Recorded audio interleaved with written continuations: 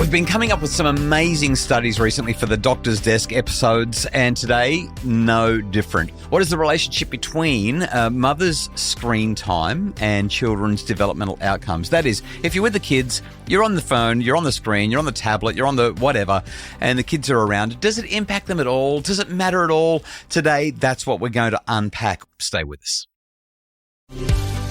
Welcome to the Happy Families podcast, real parenting solutions every day. On Australia's most downloaded parenting podcast, we are Justin and Kylie Coulson. Kylie, I'm so excited to share this study with you. I think this is an absolute dead set cracker. I'm actually intrigued about this one because... A dead set cracker? I don't think I said it as excitedly as I should. It's a dead set cracker.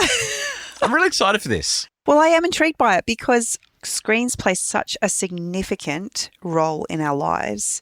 It's interesting to me to think that our usage would have an impact on our children's development. Yeah, so there is a term for it. It's called technoference. And a number of studies over the years have been looking at this idea of technoference. What happens when you're on the phone, when you're on the screen, laptop, tablet, whatever, to the kids and their development. This was a study that was conducted in Japan. It's been published in a pretty high-level journal. It's called Nature, Scientific Reports.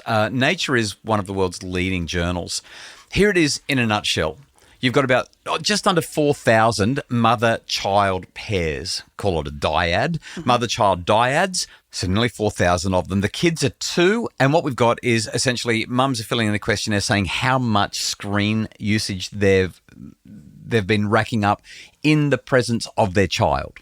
Okay, and then the child is being assessed in 3 domains. We're looking at fine and gross motor abilities. We're talking about cognitive capacity, visual spatial comprehension, and also interpersonal relationships, their socialization and verbal abilities.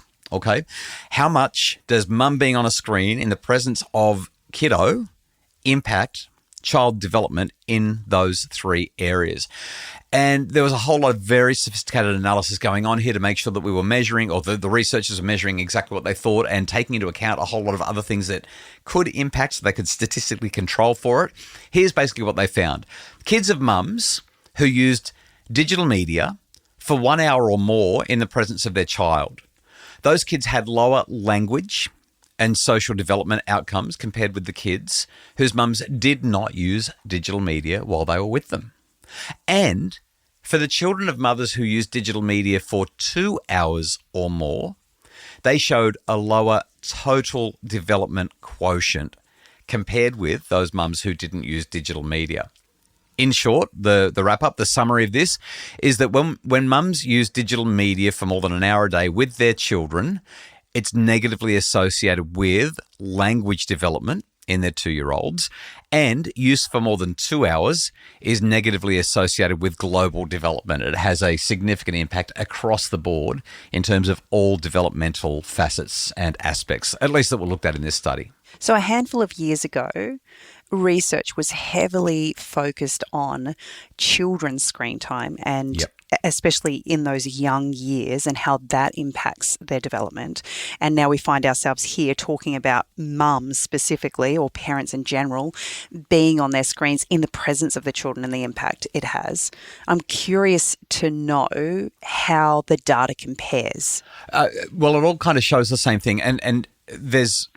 I wasn't expecting that question because of when we were prepping before. I thought we were going in a different direction, but there is a whole lot of data that shows that there's a correlation between mothers' screen usage and children's screen usage. So it seems that mums who use their phones, particularly, or the devices, particularly in the presence of their children, are much more likely to also give their kids a device to use or allow them to use a device as well. They're just less restrictive around device usage. And there is a relationship between child use and developmental outcomes generally. So when kids are using devices, when kids are on screens, we see the same negative relationship. That is, as device usage and screen usage goes up, developmental outcomes decrease. They become worse. So it works both ways. When mums are on the devices or when kids are on the devices, we get worse developmental outcomes for children. So why is it that my screen usage while I'm in the presence of my child has such a negative impact on their developmental realities? Yeah, so I would say that it's not just for screen usage. I'd say if you're preoccupied, because it affects your ability to be responsive. It affects your ability to pay attention. It affects your ability to be warm and engaged with your child. And language and interaction is like a tennis match. There's that serve and return. The baby makes some sound and then your eyes light up and you say, oh, it sounds like you just said puppy. Or your child tries to engage with you or wants to play a game or ask for some food and you engage in response. So that serve return, which is what usually developmental psychologists are researching and talking about, it's harmed, it's reduced, it's interfered with when we have got something else that's occupying us. Once upon a time, if we were sitting there reading a book or a magazine, it's just much easier to tear yourself away from that than it is from a screen. The screens are so darn good at keeping us completely connected and completely focused on the screen. So fundamentally, what it comes down to is parents are less, there may be more to it than this, but I think that the real core of it is parents are less able to engage with their kids, whether they know it or not, because they're caught up in the screen.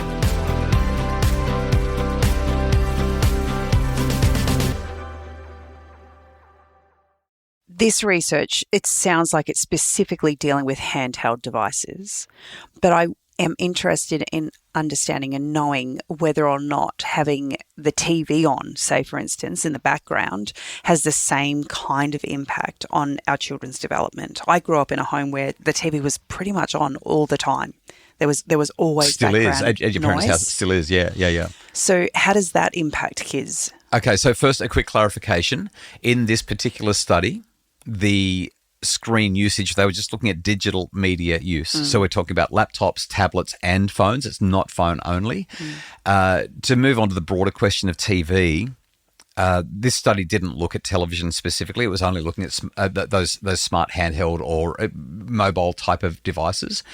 The research around TV is now decades old, although TV is changing because it's becoming increasingly interactive, smart TVs and so on. My take on it is this. If you've got the opportunity to turn it off, turn it off.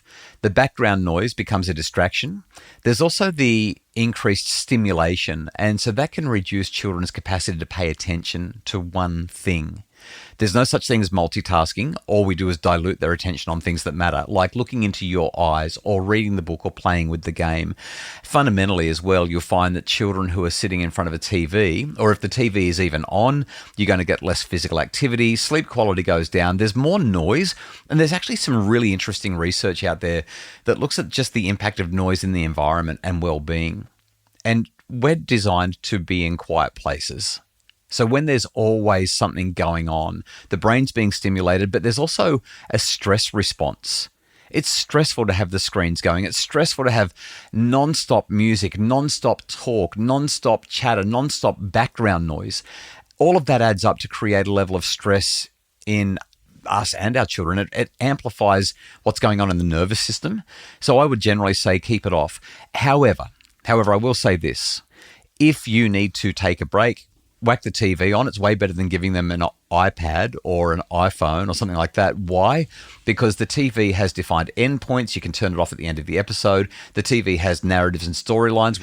And the TV doesn't have the same stimulatory impact that devices have. When the kids are playing games, it's like a little mini casino for your child's brain with all the excitatory, stimulatory, lottery sounding whizzes and pops and bells and whistles and opportunities to win. And this is not what's good for kids' brains. So at least if they're watching an episode of Bluey or if they're watching something on ABC Kids, they get to relax, develop some empathy, meld into a storyline. You don't want too much of it, but it's better than the alternative. So I find this whole scenario quite intriguing because at the heart of it, kids are copycats, right? That's how they learn.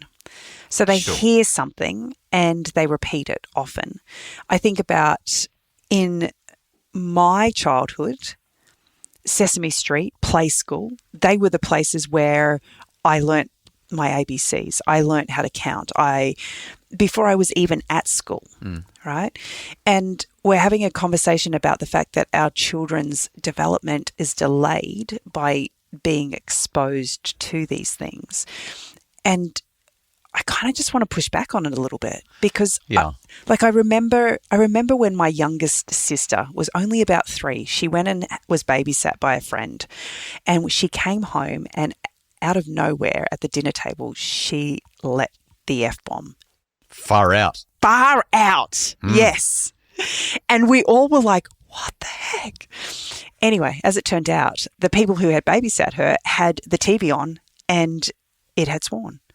And literally, she heard it, and it took my parents months to eradicate that from her vocabulary.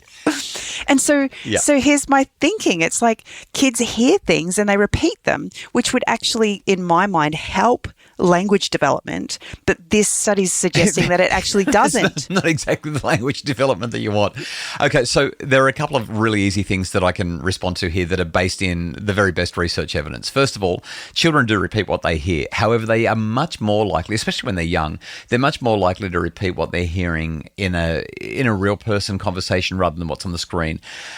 Even when they do repeat what's on the screen, though, they don't necessarily have the context or the understanding of the vocabulary, and that partly, like my sister, partly explains what's going on there. Research evidence really clearly does say, though, that while the TV might reinforce things that they have been learning, it's not a good teacher. So yes, you mentioned that you were listening to Sesame Street or Play School and you learnt your ABCs or your counting. You probably didn't actually learn it there. You learnt it as you were reading books with your parents or as you were spending time with friends, grandparents, whoever, whatever, at preschool. And then when you see it and hear it on Sesame Street, you have that reinforced. Moreover, here we are in our 40s and 50s, and we're reflecting back and saying, I learned it on Sesame Street. The reality is we don't know where we learned it. We can't remember exactly where the best learning took place for us when we were living 40 plus years ago. So our ability to accurately recall where we learned is minimized, and the research evidence certainly indicates that TV is a poor teacher relative to any other option that's out there. So if we sum it up, these parents in this study from Japan, the more that they're on their screens, the more they diminish their children's positive developmental outcomes. I think that's the really important take-home message. All right, well, it sounds a little bit doom and gloom right now. So what are we going to do about this? I just want to pick you up on that doom and gloom. Pretty much every conversation we have about screens, when they're not used intentionally, creatively, constructively, and in moderation, the story is doom and gloom, particularly when it comes to our kids. So the take-home message, I mean, we are about real parenting solutions every day on our podcast. The take-home message is, to the extent that it's possible, keep screens away from your face, away from your eyes, and away from your kids' eyes when they're growing up. It's really that simple. They will simply do better when they are engaged in analog, person-to-person, face-to-face conversations. Last year, we talked about a study that just fascinated me, where kids were having Zoom conversations or face-to-face conversations with their mum, and their brainwaves were being measured. And there was 9 times the activation in a face-to-face conversation compared to a Zoom call. If that doesn't tell you that screens are a hollow imitation of the real thing, of real life, and are therefore not even nearly moving towards optimal development for our kids, I don't know what else will. I think this conversation is fascinating. It's so important. And that's why I keep on digging up these brand new, increasingly compelling studies that point in one direction, and that is minimize our kids' screen access. We'll link, as we always do, to this Doctor's Desk study in the show notes. Thanks so much for listening. We hope that you get heaps out of these podcasts and they're useful. If you've liked what we've talked about, please share the podcast with a friend. You can forward it really easily by clicking a couple of buttons, and I just know that our podcast episodes can help people to make their families happier. We really appreciate the work of Justin Rulon from Bridge Media. He is our producer, and our show notes and other research assistance is from Mim Hammonds. If you'd like more information and resources to make your family happier, visit happyfamilies.com.au.